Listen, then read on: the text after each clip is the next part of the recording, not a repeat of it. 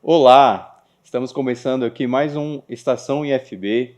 O meu nome é Douglas, eu sou Relações Públicas do Instituto Federal de Brasília e a gente preza aqui pela acessibilidade, então vou começar fazendo minha audiodescrição. Eu sou moreno, tenho os cabelos curtos, estou com uma camisa verde, que se assemelha até um pouco ao verde da logo do IFB. Estou aqui no estúdio do IFB, que no fundo nós temos uma parede de... É uma parede, atrás de mim temos uma planta, e estamos aqui para falar hoje sobre introdução à robótica e à programação. Vocês já devem ter parado para pensar que lá tempos atrás nós imaginávamos o acesso a um computador algo muito difícil, né?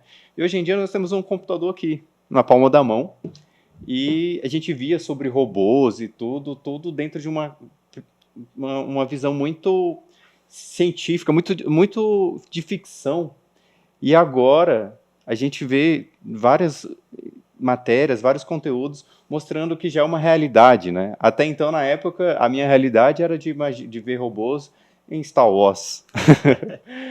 Então, hoje, nós vamos aqui falar no Estação IFB com o professor Daniel Saad, que é professor do IFB Campus Taguatinga, doutor em Teoria da Computação, e é um dos professores extensionistas do projeto LabTech. Nós vamos falar mais sobre esse projeto. Então, professor, muito obrigado pela sua presença. Obrigado. Gostaria que o senhor se apresentasse e também fizesse sua audiodescrição para a gente poder começar nosso bate-papo. Tá certo. Obrigado pelo convite aí, Douglas, participar desse podcast. Então, eu sou o professor Daniel Saad, trabalho no campus Taguatinga. Eu farei minha audiodescrição agora, né? Tenho estatura mediana, 1,78 m, cabelos curtos. Sou descendente de árabes, né? Então, tenho algumas feições árabes. E eu acho que é isso, minha audiodescrição. Já está ótimo, tá já está ótimo. Eu não tenho muito costume, mas acho que consegui fazer uma... Para quem está nos acompanhando, conseguiu identificar bem o senhor, professor. Professor, eu me vejo sobre essa pauta muito leigo, assim, embora seja uma pauta muito fascinante, né? Ela é atual e ela não vai, a perspectiva que eu tenho é que ela nunca vai deixar de ser atual, porque o mundo caminha, a evolução caminha lado a lado a essa temática do que nós vamos abordar aqui hoje. Então, assim, nosso programa se fala Introdução à Robótica e à Programação. Basicamente, o que é cada uma, né? O que elas se diferem, o que elas têm em comum, onde eu vejo elas assim, no meu dia a dia. Aquele fato que às vezes já ficou tão normal, né, por conta dessa evolução, mas eu não tenho conhecimento de que está ali, tanto a robótica quanto a programação. Sim. Você poderia... Claro. Bom,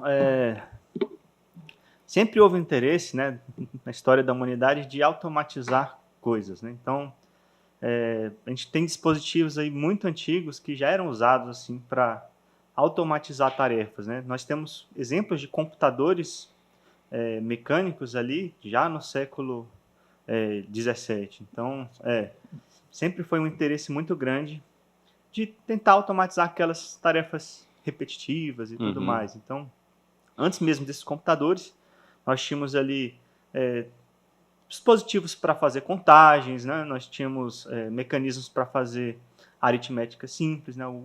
O ábaco, por exemplo, é um exemplo de um dispositivo mais primitivo que faz alguma espécie de computação. Então, essa noção de computação, ela não é nova, ela sempre esteve presente para a gente tentar automatizar aquelas tarefas, né, repetitivas, né? E hoje, como a gente tem um poder computacional muito grande, mesmo na palma das nossas mãos, né?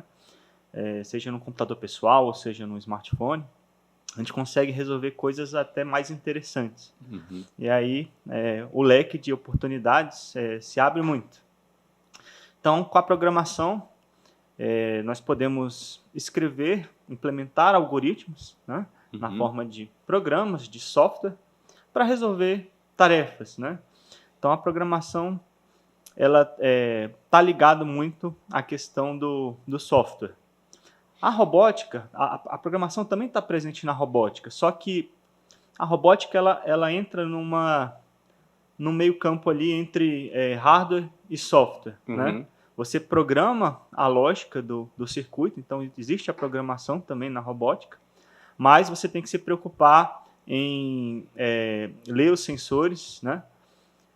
Que são parte do hardware, e ativar dispositivos de saída, como, por exemplo, motores, LEDs. Então, a robótica ela faz esse meio campo aí entre hardware e software. Ela precisa dos sensores para coletar os dados. Existe um processamento, né, que é onde entra a parte da programação. A programação lê esses dados, processa esses dados através de um microcontrolador. E aí, essa mesma programação vai ativar dispositivos de saída. Então, a robótica ela atua nessa interface aí entre hardware e software. O senhor fala aqui de hardware e software. Eu estou imaginando assim, alguém que... Primeiro contato que está tendo com essa temática da computação. O senhor poderia, em poucas palavras, assim, falar para a gente o que é cada um, para ficar mais claro, né? Porque a visão que eu tenho, como eu falei, sou totalmente leigo, é que o hardware é a parte física da coisa. Sim. E o software já é a parte mesmo dos códigos ali. Eu estou errado? É isso mesmo? É mais ou menos isso, né? Tem uma piada no nosso meio que a gente fala que software é o que você xinga e o hardware é o que você chuta, né? Então, sim, o hardware tá mais ligado ali aos dispositivos eletrônicos, né? A parte física da computação. E o software, efetivamente, são os programas, né? Que rodam, que executam ali nos sistemas operacionais. Certo? Entendo. Então, assim, isso ficou muito claro para mim. Hoje em dia, a gente vê muitas pessoas interligadas, por exemplo, com a Alexa, né? Essas assistentes. Sim. Esses dias até a gente viu um vídeo de uma criança, viu um rádio, um som antigo, e pensou que era uma Alexa, e começou a dar ordem e não respondia, ela ficou muito incomodada. A Alexa é um desses exemplos do nosso cotidiano da programação e da robótica, ou só um dos dois? Como é que é? O que seria a Alexa, por exemplo, assim, só para eu identificar? A Alexa é um dispositivo, né? Ela tem alguns sensores, né? Ela consegue captar áudio, alguns modelos têm som, né? Você consegue tocar música e tal, tem alguns modelos que também tem a telinha, né? A Alexa em si, eu creio que seja a inteligência artificial, né? O nome que eles deram para a inteligência artificial. Os dispositivos mesmo têm outros nomes.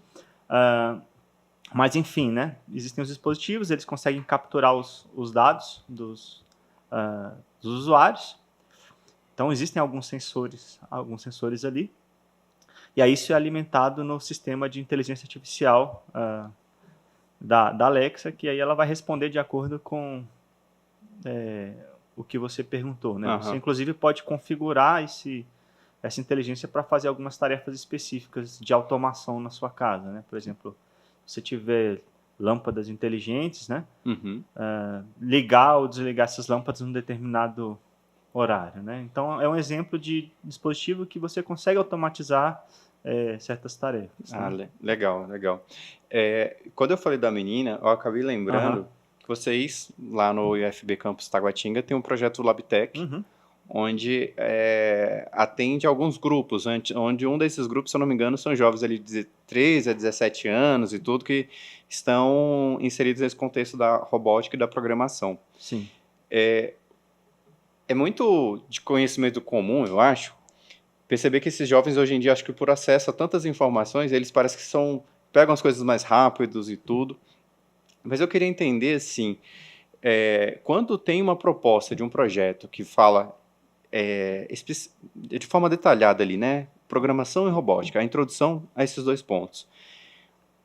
O que essa perspectiva, essa dimensão agrega na vida deles, assim, profissionalmente e de forma também pessoal, né? Porque eu gostaria de ter tido, com os meus 13 anos, a possibilidade de estar inserido nesse contexto, e acredito que as limitações que eu possa ter hoje, até mesmo se não fosse profissional, algumas seriam vencidas, assim. Uhum. Então, porque é importante, né, eles estarem inseridos nesse ambiente de aprendizagem sobre esses dois pontos, profissionalmente e também pessoalmente.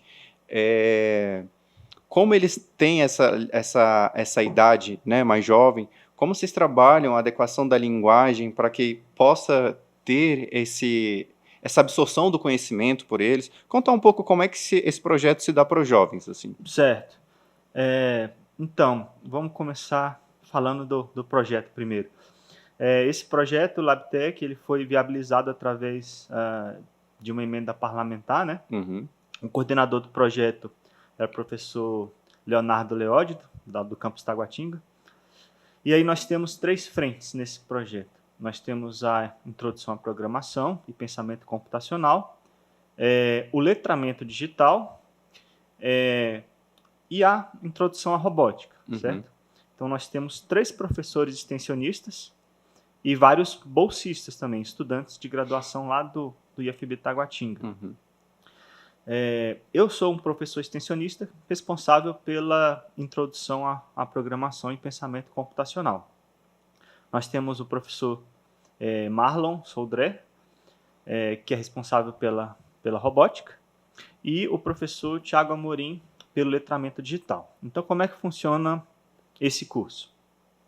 Inicialmente, os alunos eles realizam o curso de introdução à programação, né? Alunos nessa faixa de 13 a 17 anos. E aí, quando eles finalizam o curso de introdução à programação, eles vão para o curso de robótica. Então, a programação, nesse caso, é um meio para eles poderem fazer o curso de robótica, tá? E os responsáveis por esses alunos, eles têm a oportunidade de fazer o curso de letramento digital, cujo foco é continuar se aprimorando, se atualizando na informática, né? Foi conduzido aí pelo professor Tiago. Então, a estrutura do curso foi mais ou menos essa. E aí você perguntou depois... essa adequação da linguagem, né, por conta da idade. Então, geralmente os jovens eles possuem bastante energia, né? E assim, eu noto que, especialmente hoje, a gente precisa prender a atenção deles de uma maneira mais forte. Então, a estruturação dos projetos, ela foi feita, a metodologia que nós usamos foi uma metodologia baseada em resolução de projetos, né? Eles têm que executar um projeto, uma coisa mais mão na massa. Sim. Senão, a gente nota que talvez eles pudessem se dispersar mais facilmente. Então, a gente sempre estava com desafios, né, para manter eles engajados. Existe uma parte expositiva, mas logo em seguida a gente passava para executar alguma tarefa assim, que eles achassem interessantes, para que eles pudessem ver as coisas funcionando. Então, a gente notou que isso deu certo, né, e os alunos assim, gostaram muito da estrutura do curso, né? Teoria e prática caminhando juntos. Exatamente. Legal, legal. O projeto existe há quanto tempo? Então, esse projeto ele começou no ano passado, né, em 2023, e aí estamos com a última turma de robótica agora. No total foram 8 turmas. Né? No final do ano passado. Nós no IFB já vimos, né, dessa oferta de curso, e é um curso bastante atento pelos pais, porque a gente tem pesquisas que mostram que o mercado dentro dessa área, esses dias eu acho que foi isso mesmo que eu vi, a perspectiva de 1 milhão de vagas em 2025 foi algo aproximado entre 800 mil a 1 milhão. Então, há a demanda, e há a demanda também da qualificação desses profissionais para que possam, enfim, desempenhar suas funções e acho que tornar o mercado cada vez mais tecnológico, né? Porque é o eixo que vai ligando. Quando esses alunos estão lá no curso, eles estão inicialmente, acho que talvez por uma questão de curiosidade, né, tentar aplicar alguma coisa no dia a dia e tudo. mas há uma inclinação para que eles possam exercer isso como profissão, certo? Assim, que eles possam se reconhecer como programadores, por exemplo, né? Temos este curso, nós temos alguns cursos também dentro do IFB que são da área. Como é que o aluno, dentro desse universo de possibilidades dessa área, ele pode se capacitar? Os alunos do Labtec, por exemplo, como é que eles caminham dentro dessa jornada aí para virem a se tornarem profissionais dessa área? Qual dica assim, o senhor dá para que eles possam se prepararem? Certo. Bom, como eu falei anteriormente, né, a humanidade sempre procurou automatizar o máximo de tarefas possíveis. Eu acredito que, assim, alguns empregos que nós temos hoje, nós não vamos ter no futuro próximo, né? Mas à medida que algumas coisas somem, outras são criadas. Existe uma necessidade, às vezes, para criação desses sistemas ou a utilização ou manutenção desses sistemas, certo? Então, existem oportunidades que estão se abrindo.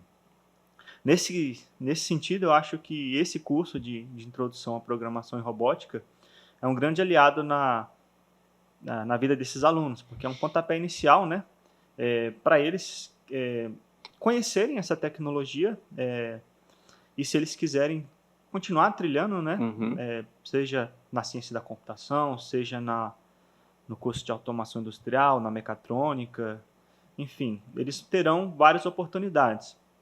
Contudo, eu noto assim, que a habilidade exercitada por esses cursos é interessante mesmo para quem não for seguir essa área, porque a gente aprende a pensar computacionalmente falando, né? Então a gente aprende a encarar um problema, abstrair aquele problema, que é uma competência essencial na computação, dividir aquele problema em partes menores, né? E aí você conseguir projetar uma solução para resolver aquelas partes. Então essa é uma competência que ela não é essencial apenas na computação e nas engenharias. Ela é computacional em qualquer aspecto da sua vida. Você saber resolver problemas, né? É uma parte fundamental de qualquer profissão. Então, mesmo aqueles alunos que não forem seguir nas ciências e engenharias, ele teve a oportunidade de adquirir um pouco dessas habilidades que são fundamentais em qualquer área, né? É o tal do pensamento computacional. Mas aqueles que têm interesse, né, como foi o caso aí de muitos, no caso dos nossos cursos, né, a gente via que muitos alunos ficaram muito empolgados, né, demonstraram uma gratidão enorme ao final das aulas. Então, para aqueles que se interessam, a gente tem muitas oportunidades. O mercado está bem aquecido, né? Nós temos vários cursos no Instituto Federal de Brasília, tanto na área de computação quanto nas engenharias, né, que podem ser citados. Então, eles podem continuar trilhando aí esse caminho. No campus Taguatinga, por exemplo, nós temos cursos técnicos na área de eletromecânica, nós temos um curso técnico na área de manutenção e suporte informático, e de cursos superiores eu posso citar aqui o bacharelado em ciência da computação, a licenciatura em computação, né? E também nós temos o curso de tecnologia em automação industrial e futuramente engenharia mecatrônica. Uau, bem legal. Então são cursos bem legais para quem deseja continuar seguindo essa trilha. Também nós temos outros cursos na área de tecnologia no Campus Brasília, cursos de desenvolvimento para a internet e desenvolvimento de sistemas. Então, existem muitas opções no próprio IFB. Né? Vale até destacar, né, porque os cursos do IFB são gratuitos, né, são todos de graça. A gente tem processos seletivos que trazem, né, esses alunos para fazer ou técnico ou de graduação, técnico através de um sorteio, que é o formato atual, por enquanto não é uma indicação de alteração, superior através da nota do Enem e tudo, mas o ponto-chave é de graça. Então, quando o senhor traz todas essas possibilidades, isso ainda mais dentro aqui do campo do IFB, que eu acho que aqui ele chega e novos horizontes se abrem para ele. É uma das formas dele se inserir para formação. Mas eu acho que ainda, para além disso, o LabTech é como se fosse, é como se pegassem eles como bebês, né? Bebês na programação, e aí ele começa essa parte da formação e tudo mais. Quando o senhor me falando aqui, o primeiro sentimento foi que eu fiquei assim, vale a pena investir nessa área. Pelo aspecto profissional, mercado tem, acredito que essa expansão e essa necessidade da sociedade em automatizar, né, cada vez mais coisas, o uso da inteligência artificial e tudo mais, faz com que esses profissionais sejam cada vez mais necessários. Me surgiu um pensamento aqui. Hoje, lá no LabTech, nós trabalhamos com 13 a 17 anos. Isso. Idades um pouco menores seriam interessantes em um futuro, né? Eles também estarem inseridos nesse universo, talvez em etapas ainda um pouquinho anterior a isso, mas pensando nessa formação desde, de fato, muito cedo, para que nós tenhamos profissionais em Brasília, no Brasil, cada vez mais famintos pela tecnologia. Seria uma possibilidade ou talvez é melhor mesmo manter desse jeito? É só para a gente poder pensar o futuro, né? Não, claro, seria totalmente viável. É claro que talvez a forma como o curso é dado tenha que mudar um pouco, mas é totalmente viável. Inclusive a computação ela foi incluída, né, na BNCC, nas Bases Nacionais Curriculares, Educação Básica. Então existe perspectiva de ampliar o estudo do pensamento computacional, da programação, da robótica, né, desde cedo. Então eu creio que sim, seria possível a gente expandir, abarcar públicos mais novos, né, de uma forma diferente. Eu acho que o efeito também seria extremamente interessante, né? Tentar cativar mais essa garotada, fazer com que eles aprendam esses conceitos que vão ser tão importantes e já estão sendo tão importantes para a nossa vida, né? Legal. Professor, eu, assim, estou extremamente contente pela essa oportunidade, que é uma oportunidade mútua de até aprender um pouco mais, né? Ainda superficialmente, eu não tenho a sorte desses alunos, jovens alunos aí, de estar lá dentro do projeto, mas eu agradeço o senhor ter vindo aqui, ter tirado um tempo para poder falar com todos que nos acompanham sobre esse universo que ele é presente, ele vai se tornando cada vez mais presente e a gente precisa estar atento, precisa internalizá-lo nas nossas vidas por uma questão de, acho que até da adaptação, né? Então, fica aqui o agradecimento, né, do Estação IFB pela sua presença, e eu abro um espaço para o senhor poder deixar uma mensagem final, uma mensagem de despertar no jovem, né, essa curiosidade sobre a programação, a robótica, as tecnologias e tudo, para que nós tenhamos profissionais cada vez mais pensantes dentro desse universo. Certo. Então, pessoal, o IFB, como eu falei, está de portas abertas. Existem vários cursos, né, nos quais vocês podem trilhar, mas como também mencionado, a gente está vivendo num presente onde esses conceitos são muito necessários. Então, mesmo que não se siga essa trilha,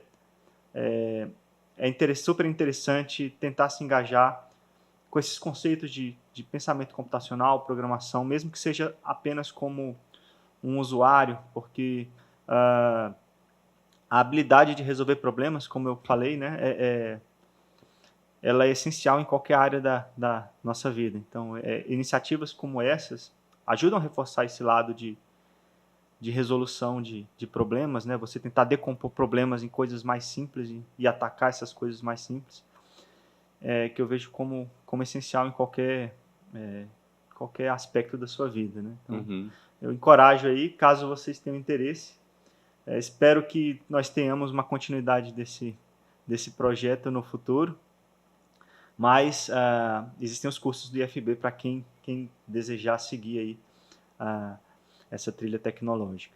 Perfeito, Tá perfeito.